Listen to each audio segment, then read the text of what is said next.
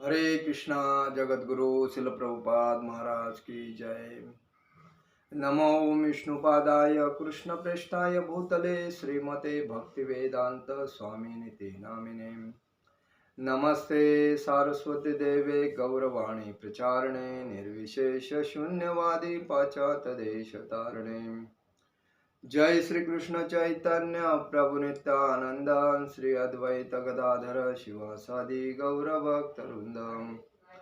हरे कृष्ण कृष्ण कृष्ण हरे हरे, हरे राम राम राम हरे हरे। हरे कृष्ण कृष्ण कृष्ण हरे हरे, हरे राम राम राम हरे हरे। हरे कृष्ण कृष्ण कृष्ण हरे हरे, हरे राम राम राम हरे हरे। श्रील प्रभुपाद महाराज की जय। परम पूज्य लोकनाथ स्वामी महाराज की जय। गुरुवे गौरचंद्राय राधिकाय तदालिये कृष्णाय कृष्ण भक्ताय तदभक्ताय नमो नमः। ओम नमो भगवते वासुदेवाय, ओम नमो भगवते वासुदेवाय, ओम नमो भगवते वासुदेवाय। आज हम लोग श्रील प्रभुपाद लीलामृत के ऊपर चर्चा करेंगे।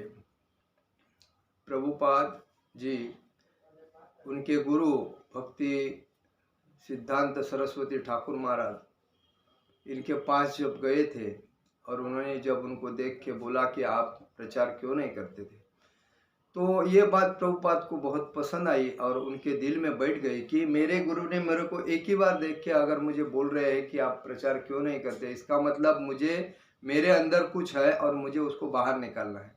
उसके बाद बार बार प्रभुपाद जी अपने गुरु के साथ मिलते थे। आजकल के गुरु भक्त जो पैसा देते हैं उनको मिलते हैं, जो नहीं पैसा देते उनको नहीं मिलते, ऐसे नहीं थे। वो बिंदास थे, लेकिन किसी से डरते नहीं थे, बिंदास बोलते थे। और जो प्योर है उसको भले कितने भी असिस्टेंट रह रहे हैं, लेकिन उसको बुला के उससे चर्चा करते थे, उसके दिल में क्या वो जानते थे। ऐसे वो महान गुरु थे। और इसीलिए प्रभुपाद ने उनके एक बातों के ऊपर तुरंत ध्यान दे के अपने जीवन का सिद्धांत क्या है, तो प्रचार ही जीवन का सार है, ये समझ के उन्होंने गुरु का आदेश पाल के मानकर वो विदेश में जाके भगवान श्री कृष्ण के भक्ति की प्रचार किया। अभी यहाँ उनके साथ उसी टाइम सुभाष चंद्र बोस भी उनके स्कूल में थे। वो उनको सुभाष चंद्र जी बोस एक्चुअली उनको देश का ज़्यादा ये था, गर्व था। और प्रभुपाद जी को भी ज़्यादा देश का गर्व था। इसीलिए भारत स्वतंत्र करने के लिए क्या किया जाए, उसी के ऊपर सुभाष चंद्र बोस जवान लोगों को अपने साथ लेते थे। प्रभुपाद भी उनके साथ थे, गांधी जी भी उनके साथ थे। लेकिन अभी प्रभुपाद जी उनके साथ स्कॉटिश चर्च कॉलेज में पढ़ते थे। लेकिन सुभाष चंद्र बोस जी का ध्यान किधर था, तो ब्रिटिश को देश से भगाने का और देश को स्वतंत्र करना, यही उनका मुख्य सिद्धांत था। इसलिए जो जो जवान लोग मिलते थे उनको अपने इसमें संगठन में लेते थे। तो एक दिन सुभाष चंद्र बोस जी भक्ति सिद्धांत ठाकुर जी महाराज के पास आए और उनसे मिले और उनको कहा कि आप आध्यात्मिक ता को बढ़ाने के लिए जवान जवान लोगों को आपके साथ ले रहे हो। मेरा सिद्धांत है कि हमारे देश को स्वतंत्र करना है और स्वतंत्र करने के बाद देखो कितना आनंदी रहेंगे दुनिया, मतलब जनता।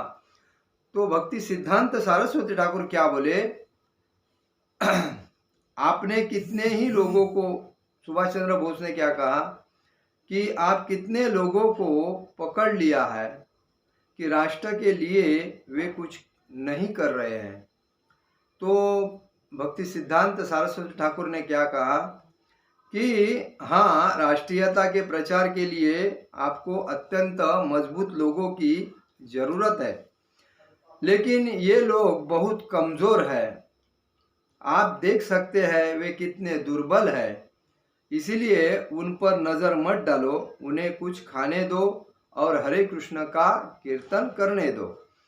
ऐसा बोल के भक्ति सिद्धांत सरस्वती ठाकुर जी ने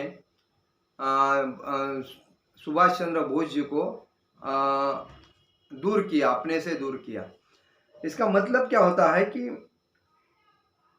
भक्ति सिद्धांत सरस्वती ठाकुर जी का कहना था कि प्रत्येक व्यक्ति, जैसे चैतन्य महाप्रभु बोले थे कि हर घर में, हर गांव में, हर बस्ती में भगवान श्री कृष्ण के संकीर्तन का, हरे कृष्ण महामंत्र का संकीर्तन का प्रचार होना जरूरी है और हर व्यक्ति भागवत धाम जाना जरूरी है।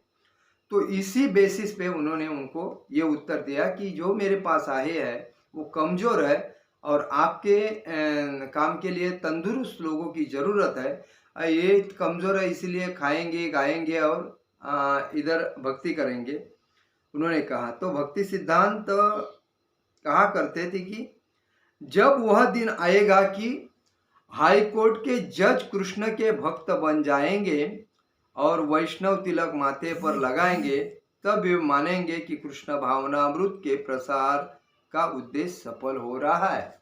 देखिए उनका सिद्धांत क्या था कि हर व्यक्ति को, जब हमें भगवान ने ये अनमोल जीवन दिया है, इसका हम कोई मोल नहीं कर सकते, अनमोल है, अनमोल रतन बोलते हैं जिसका हम मोल नहीं करते, उसकी कीमत नहीं कर सकते। इतना मतलब एक भी चीज़ हमारे शरीर से अगर थोड़ी भी तकलीफ हो जाती है तो हमें कितने व्याप सहन करना पड़ता है, तकलीफ सहनी पड़ती है। तो इस शरीर को हमें अगर मजबूत और आध्यात्मिक रखना है तो प्रथमतः हमें वैष्णव बन के हमारे जो मस्तिष्क, ये जो सर है, मस्तक बोलते हैं उसको, इस सर मस्तक को वैष्णव तिलक लगाना जरूरी है। क्योंकि देखिए आपने कितना सोना पहना, कितना चांदी पहना, कितना जो भी है आपको अच्छा लगता है, वो कितना भी सुंदर पहना, उससे आप पहनोगे और इच्छा तृप्त होने के बाद बाजू फेंक देंगे। लेकिन जो ये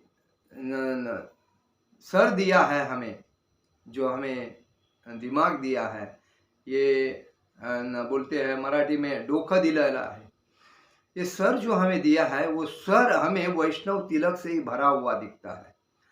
और वो तिलक जब लगा के हम लोग कोई भी एरिया में जाते हैं, किधर रास्ते से गुजरते हैं, सब्जी मार्केट में जाते हैं, जॉब पे जाते हैं, या कोई ट्रेन में जाते हैं, कोई बस में जाते हैं, कोई रिक्शा से जाते हैं, कोई एरिया में जाते हैं, तो प्रथमता लोग देख के क्या बोलते हैं, हरे कृष्णा। क्या बोलते हैं? प्रथमता देख बोलते हैं, क्या बोलते हैं? हरे कृष्णा। इसका मतलब ये कृष्ण का भक्त है, ये वैष्णव विष्णु का भक्त है।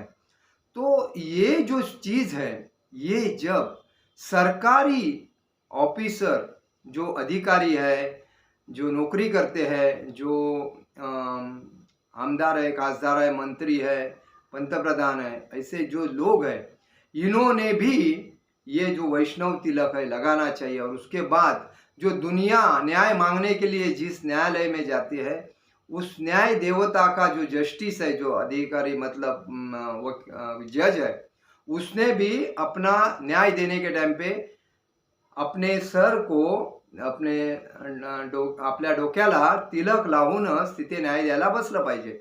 तिलक लगा के, अपने सर को तिलक लगा के ही न्याय देने के लिए बैठना चाहिए। क्योंकि कोई भी आरोपी आता है वो गीता के ऊपर हाथ रख के ही बोलता है कि मैं जो भी बोलूंगा सही बोलूंगा, सही के सिवाय झूठ नहीं बोलूंगा। ये बोलता है, शपथ किस लेता है? भगवान श्री कृष्ण के जबान से निकली हुए भगवत गीता की वो शपथ लेता है। लेकिन जो उसको न्याय देता है, वो न्याय देने वाला ही बिना तिलक का उधर बैठ रहा है, तो कैसा मानेंगे हम लोग वो न्याय सही दे रहा है गलत रहा है? लेकिन फिर भी हमारा एक विश्वास है न्याय देवता के ऊपर, हम लोग मानते हैं उस न्याय को और आगे मानना चाहिए। लेकिन हमारा सिद्धांत है, अगर हम वैष्णव है, हम सनातन हिंदू धर्म के वैष्णव है, ब्राह्मण वैष्णव है, तो हमारा सिद्धांत है प्रथमतः हमारे सर को, हमारे दिमाग को वैष्णव तिलक लगाना जरूरी है। और वैष्णव तिलक लगाने से ही वो व्यक्ति वैष्णव कहलाएगा। आजकल कोई लोग पैंट पहनते हैं, शर्ट पहनते हैं और तिलक लगाते हैं, लेकिन तिलक लगा के धोती और कुर्ता पहनना ये जन्म सिद्ध हमारा अधिकार है और वो कोई ले नहीं सकता है, क्योंकि हम हिंदू हैं।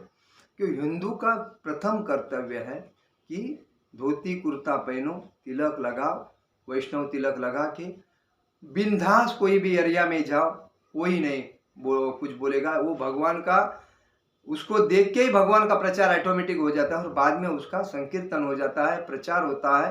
तो इसी वजह से हमें तिलक लगा के चलना जरूरी है। और इसीलिए भक्ति सिद्धांत सरस्वती ठाकुर बोलते थे कि इस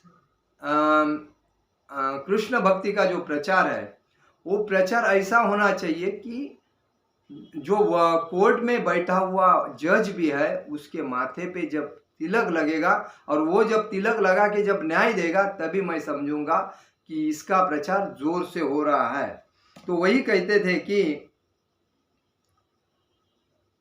अगर हाई कोर्ट के जज कृष्ण के भक्त बन जाएंगे और वैष्णव तिलक माथे पर लगाएंगे तब वे मानेंगे कि कृष्ण भावना अमृत के प्रसार का उद्देश्य सफल हो रहा है। वे कहते थे कि ईसा मसीह शक्ति आवेश अवतार थे, शक्ति से संपन्न भगवान के अवतार। यह अन्यथा कैसे हो सकता है? वे कहते हैं उन्होंने भगवान के लिए हर वस्तु का बलिदान किया। ईसा मसीह मतलब क्रिश्चियन लोगों के जो ये थे, क्या बोलते उसको,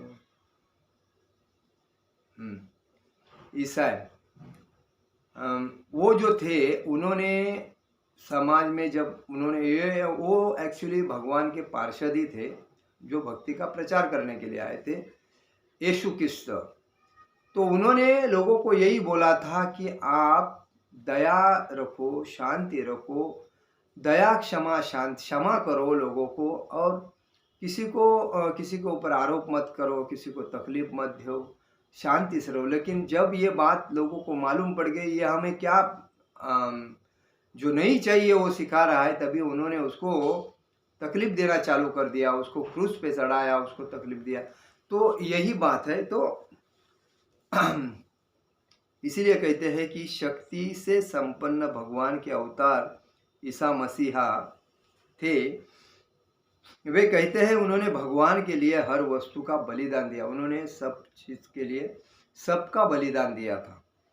अपनी विद्वत्तापूर्ण भाषा में उन्होंने घोषणा की थी कि भौतिकतावादी आचरण का दिव्य स्वेच्छावादी शासन तक पहुंचना संभव नहीं है। लेकिन कभी कभी अपने भाषणों में भी वे अपेक्षाकृत जनसामान्य की सरल भाषा का प्रयोग करते हुए कहते हैं कि सांसारिक विद्वान परम भगवान को अपने इंद्रियों और बौद्धिक तर्क वितर्क के से समझने का प्रयत्न कर रहे हैं।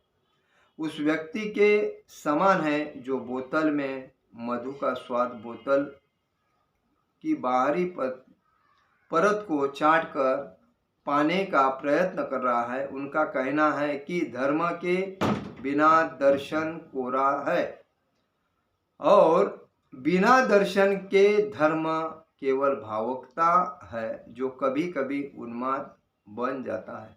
देखिए इसमें क्या कहा है कि धर्म के बिना दर्शन कोरा तर्क है।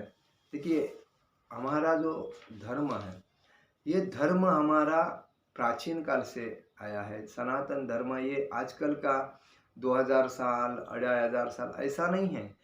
ये जब से सृष्टि निर्माण हुई है तब से सनातन धर्म है। और बाकी जो धर्म है मुस्लिम है, क्रिश्चियन है, बौद्ध है, ये सब 2000 1400 2500 ऐसे साल से बने हैं। लेकिन हमारा जो ये सनातन धर्म है ये सर्वश्रेष्ठ धर्म है और इसीलिए उसकी रक्षा करना और भगवान श्री कृष्ण के भक्ति की प्रचार करना ये हमारा जन्म सिद्ध हक है और वो हमसे कोई छीन नहीं सकता। और इसीलिए हमारा सिद्धांत है कि धर्म की रक्षा हमें करना जरूरी है।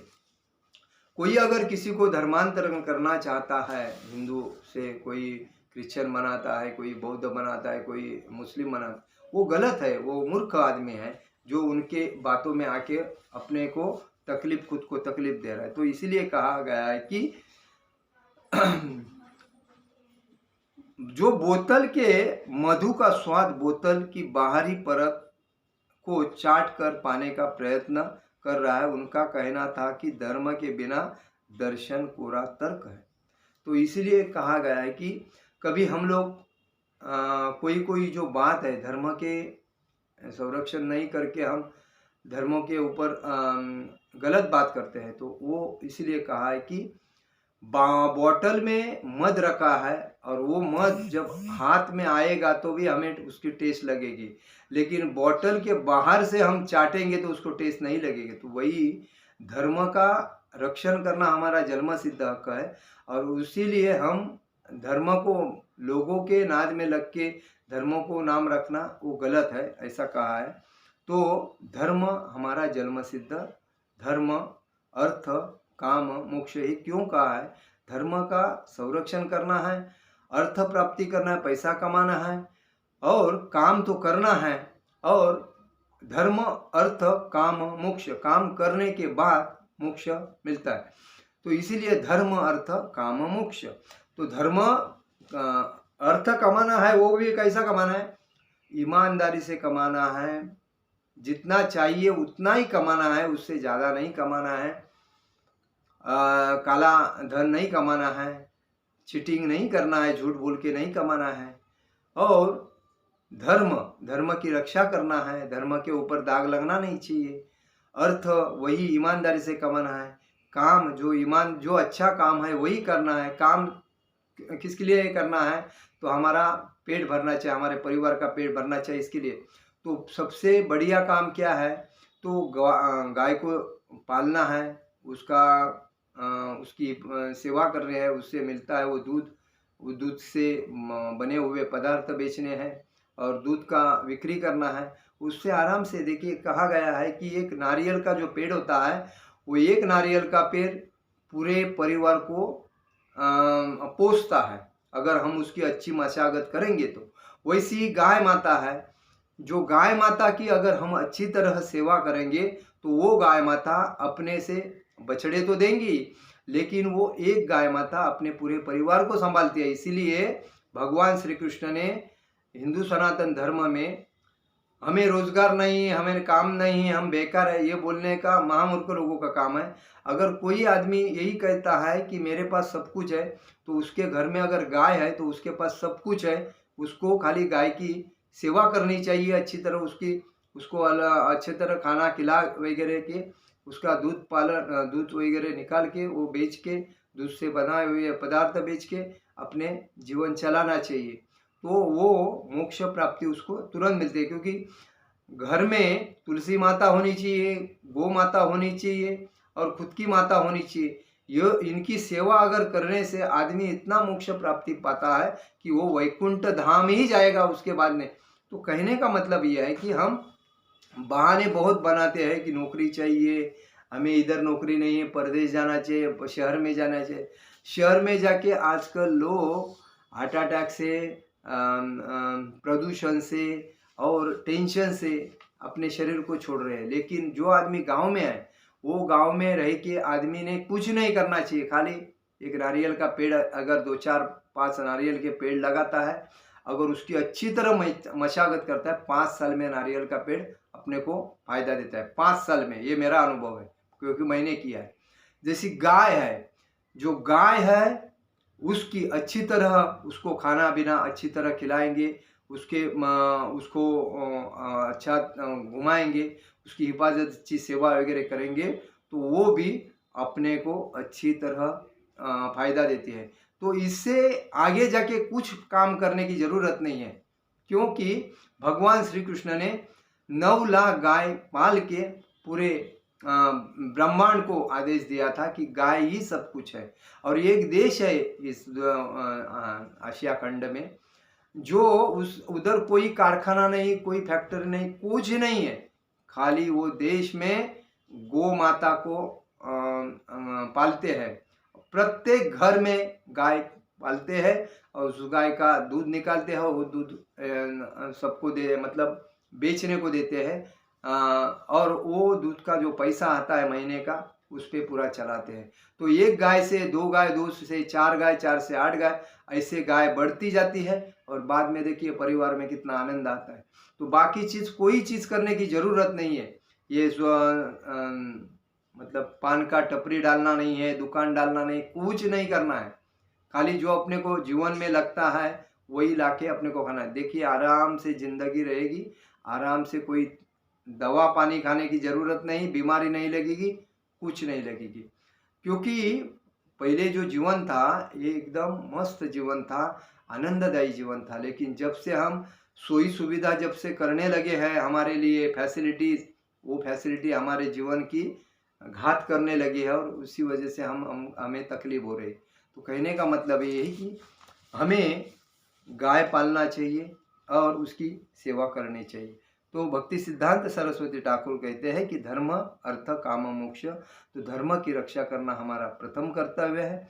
पैसा कमाना चाहिए, क्योंकि तो ईमानदारी से कमाना चाहिए। बेईमानी, चोरी, डकैती, ईगो, मतलब कोई दूसरा कर रहा है इसलिए मैं कर रहा हूँ, ऐसा नहीं करना चाहिए। श्रील भक्ति सिद्धांत कहते हैं कि सारा संसार केवल वंचकों और वंचितों का समाज है। वंचकों और वंचितों का समाज है।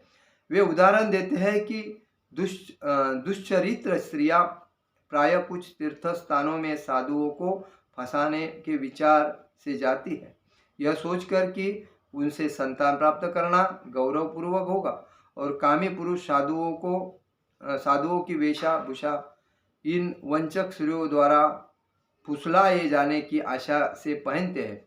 उनका निष्कर्ष था मनुष्य का उद्देश्य इस भौतिक संसार को छोड़कर भगवान के पास पहुंचना होना चाहिए, क्योंकि यह भौतिक संसार भले मनुष्य के रहने योग्य नहीं है। अब देखिए क्या है, ये जो भौतिक दुखालय है इसको दुखालय बोलते। देखिए जिसके पास पैसा है वो भी टेंशन ग्रस्त है, और जिसके पास पैसा नहीं है वो भी टेंशन ग्रस्त है। तो ये किसी के पास पैसा होने से अगर शांति नहीं तो न होने से कैसा है, तो इसीलिए दुखालय है। तो इसमें उदाहरण क्या दिया है, कोई महारथी ऐसे रहते हैं कि साधु का वेश पहनते हैं और अच्छा स्त्रियों को अपने जाल में फंसा कर अपना इंद्रिय तृप्ति का भोग करते हैं। तो वैसे कोई स्त्रियां भी साधुओं को अच्छे ड्रेस पहन के साधुओं को अपने जाल में फंसा के वो धंधा बनाती है। मतलब जैसा ये एक वेश्या रहती है, वेश्या सुंदर नटखट कर अपना कोई ग्राहक मिले इसी के वजह से आनंदी, मतलब नटकर तैयार रहती है, वैसे ही उन्होंने बताया। तो ये ऐसा होना नहीं चाहिए। इसलिए क्या करते हैं कि दुष्चरित्र मतलब जिसका चरित्र अच्छा नहीं है, वैसी जो स्त्रियां होती है कुछ तीर्थ स्थानों में साधुओं को फंसाने के लिए जाती है, और यही सोचते हैं कि उनको फंसाने के बाद, उनसे संभोग करने के बाद हमें कोई संतान मिले तो हमें यश प्राप्ति होगा, हम गौरवशाली होंगे। तो ये मूर्खता है। और कामी पुरुष जो होती है वो साधुओं की वेशभूषा करके कोई स्त्रियों को फुसलाने की आशा करते हैं, जैसा कि उनसे हमें संभोग करना मिले और उससे आनंद मिले, यही बात होता है उनका। तो ये निष्कर्ष मूर्खता की गोष्ट है। तो इसलिए करते हैं मनुष्य का उद्देश्य इस भौतिक संसार को छोड़ के भगवान के पास जाना है। इस मनुष्य का एक ही उद्देश्य होना चाहिए कि ये संसार दुखालय है, इसमें कोई भी चीज़ मिलने के बाद भी हम आनंदी नहीं है तो इसका फायदा क्या है, तो ये दुख ही है।